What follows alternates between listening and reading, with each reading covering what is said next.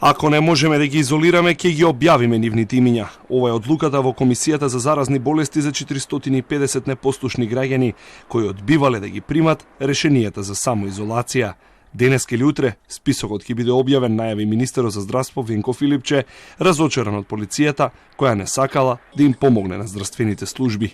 Едни решенија кои што воопшто не се малку, 450 на број, кои што очекувавме помош од Министерството за внатрешни работи, не се поделија, ги вратија назад и веројатно дека веќе денеска или најкасно утре ќе започнеме така наречена јавна објава, заради тоа што едноставно луѓето не се достапни или даваат грешни податоци во анкетните листови. Тоа се луѓе кои што се огромен ризик да ако се асимптоматски носители на вирусот и сега во овој момент доколку се движат помеѓу луѓе и не почитуваат самоизолација, може болеста да ја шират. Црвениот сигнал го вклучи Државниот здравствен инспекторат, нарекувајќи ги потенцијална здравствена бомба граѓаните кои ги кријат контактите. Најчесто немаат симптоми, но лесно го шират вирусот, а молчат со кого го минувале времето. Во тивката војна меѓу надлежните министри во борбата против короната, стаса одговори од првиот полицаец според кого МВР нема повеќе капацитет сама да се справува со непослушните граѓани. Само Министерството за внатрешни работи не може да ја реши ова голема пандемија и здравствена криза.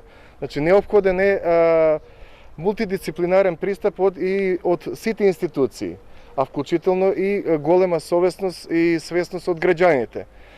Значи, Министерството за внатрешни работи, само да ви информирам, значи, ангажирано е на спровод на лица од гранични премени, на контрола на мерки за самоизолација и изолација, значи, предходно на почитување на мерка за ограничување на движењето, во карантини. Значи, Министерството за внатрешни работи ги презема сите неопходни активности за спречување на короната, меѓутоа не може да бидеме едноставно толку не е капацитетот на вработени лица. Полицијата нема да упаѓа на слави и прослави. Чулев бара неселективност од јавното обвинителство за да се бори против ваквото однесување на граѓаните. Основното јавно обвинителство во одредени случаи ни дава такви налози, меѓутоа во други случаи не ни издава. Така да во ситуација кога не може да се действува веднаш, значи вршиме препознавање на лицата и потоа се повикуваат во полициска станица и им се поднесува соодветен поднесок до јавното обвинителство. Ифтарски вечери, православни слави, матури и други прослави се причините како ескалираше кризата со пандемијата изминативе 2 недели. Причина за сите познати кластери ширум земјата. Дека граѓаните не се откажуваат од забавата и дружењето, говорат и нивните видеа и слики на социјалните мрежи, додека вртоглаво растат бројките на заразени. Здравствениот инспекторат само синоќ изготвил 705 решенија за самоизолација, а 210 граѓани го добили подпишале. Од февруари навака скоро 8000 граѓани останале најмалку 14 дена во своите домови.